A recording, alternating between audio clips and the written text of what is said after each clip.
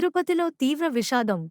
ముగ్గురు మృతి. వైకుంఠ ద్వార దర్శనం టోకెన్ల కోసం తొక్కిసలాట. విష్ణునివాసం దగ్గర తొక్కిసలాటలో ముగ్గురు మృతి. రేపు తెల్లవారుజాము నుంచి టోకెన్ల జారీకి ఏర్పాట్లు. సాయంత్రం నుంచే క్యూలైన్లలో బారులు తీరిన భక్తులు. అలిపిరి, శ్రీనివాసం, సత్యనారాయణపురం, పద్మావతిపురంలో పోటెత్తిన భక్తులు. తొక్కిసలాట. తిరుపతిలో తొక్కిసలాటకు ఎవరు?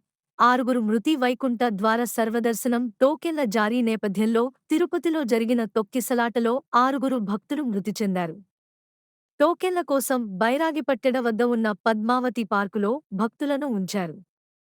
టోకెన్ల జారీ కేంద్రంలో సిబ్బంది ఒకరు అస్వస్థత గురికావడంతో ఆసుపత్రికి తరలించేందుకు క్యూలైన్ తెరిచారు. టోకెన్లు జారీ చేసేందుకు క్యూలైన్ ఓపెన్ చేశారని భావించిన భక్తులు దూసుకొచ్చారు. దీంతో తొక్కిసలాట జరిగినట్లు సమాచారం.